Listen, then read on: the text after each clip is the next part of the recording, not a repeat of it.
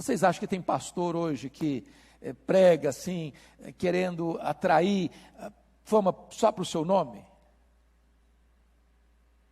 Esse negócio não é novo não, isso é antigo. Veja comigo, por favor, os versículos 15 a 18 aí. Olha o que Paulo escreve, Filipenses 1, 15 a 18. Alguns, efetivamente, proclamam a Cristo por inveja e porfia. Outros, porém, o fazem de boa vontade. Estes por amor, sabendo que estou incumbido da defesa do Evangelho. Aqueles, contudo, pregam a Cristo por discórdia, insinceramente, julgando suscitar tribulação às minhas cadeias.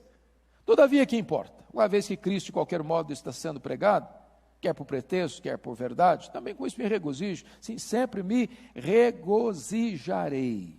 Preste bem atenção aqui, irmãos. Nós temos que entender bem esse versículo para não chegarmos a uma conclusão perigosa e equivocada. Tem muita gente que diz assim, bom, já está sendo pregado? Tem heresia? Tem falsa doutrina? Mas tá bom, Jesus está sendo pregado. Não, Paulo não está falando isso não.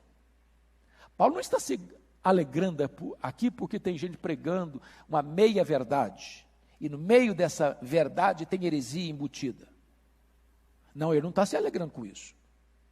Se você ler tanto esta carta, quanto as demais cartas do apóstolo Paulo, olha capítulo 3, versículo 2 comigo, ele diz assim, acautelai-vos dos cães, acautelai-vos dos maus obreiros, acautelai-vos da falsa circuncisão. Ele denuncia a heresia, ele não suporta o erro doutrinário. Agora, o que Paulo está argumentando com você e comigo, é que tem muita gente, embora pregando a verdadeira mensagem, está pregando essa mensagem com motivação errada.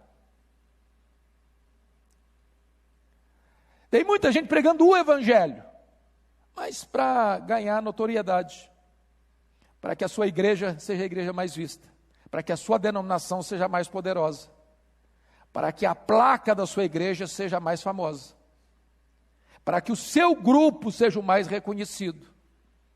Embora pregando a mensagem certa, a motivação não está certa, a motivação não é boa. Então preste bem atenção nisso.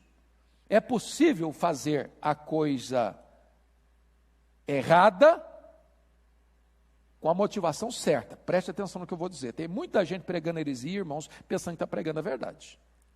Pode ter certeza disso. Por falta de conhecimento. Acha que o que está pregando está certo e está errado. Tem muita gente fazendo a coisa errada com motivação errada. Esses são os falsos mestres, reconhecidamente, que querem mesmo enganar as pessoas, são lobos e dizem que o são. Mas tem muita gente, irmãos, que estão fazendo a coisa certa com a motivação errada. Ou seja, estão pregando o Evangelho, mas a motivação não é boa. Qual o nosso papel? É fazer a coisa certa, com a motivação certa. É pregar o Evangelho, não querendo receber os louros, não querendo receber os aplausos dos homens, mas tributando a Deus toda a glória, toda a honra, todo o louvor. Agora, preste bem atenção, o que Paulo está dizendo é o seguinte, não deixe seu coração se azedar. Se alguém não está com a motivação boa, não deixe esse negócio afetar o seu coração não, continua fazendo a obra de Deus. Continua pregando sem deixar o seu coração ser contaminado com essa concorrência do mercado religioso.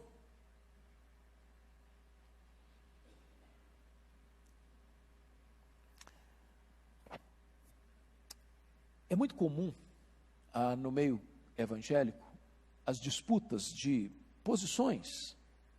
Por exemplo, arminianismo versus calvinismo.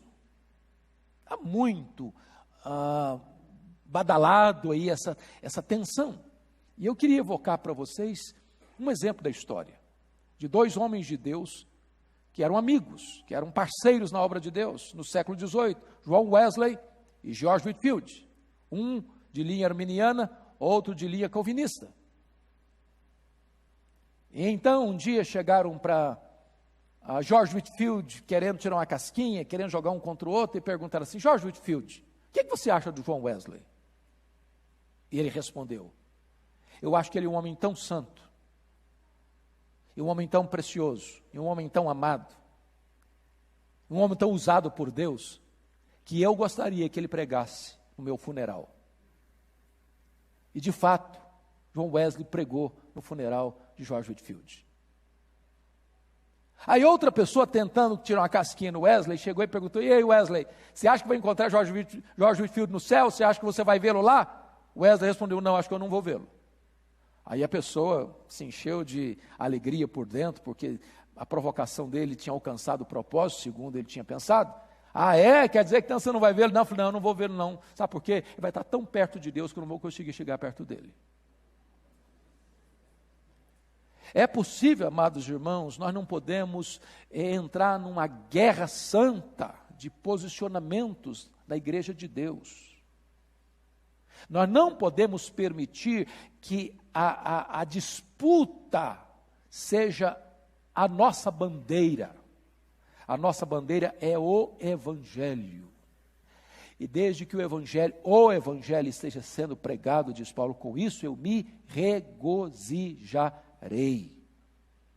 O que você deve fazer pelo Evangelho? Último lugar, você deve defender o Evangelho. Olha o versículo 16 comigo. Versículo 16. Estes por amor, sabendo que estou incumbido da defesa do Evangelho. Preste bem atenção aqui, amados irmãos, que Paulo não era apenas um evangelista, Paulo era também um apologista, Paulo era um defensor do Evangelho. Mas há um contraponto que eu quero levantar aqui. Hoje, muitas vezes, nós somos mais treinados em defender o Evangelho do que proclamar o Evangelho. É triste isso. Quando nós achamos que a nossa principal missão é defender o Evangelho em vez de pregá-lo. E eu gosto de uma frase de Charles Haddon Spurgeon. Ele diz o seguinte: o Evangelho é como um leão. Um leão. Você não precisa defender um leão, basta soltá-lo. Basta soltá-lo. Nós estamos formando muito mais apologistas do que pregadores. E eu não estou dizendo que não chega o momento em que o Evangelho não precisa ser defendido, quando a heresia chega, quando as falsas doutrinas se espalham, você precisa defender o Evangelho, e Paulo fez isso com grande vigor e com grande força, mas não em detrimento da proclamação. Proclama o Evangelho, a palavra de Deus tem vida em si mesma, ela é poderosa, o Evangelho precisa ser anunciado, irmãos. Não há crescimento da igreja sem proclamação do Evangelho, porque não há colheita sem semeadura.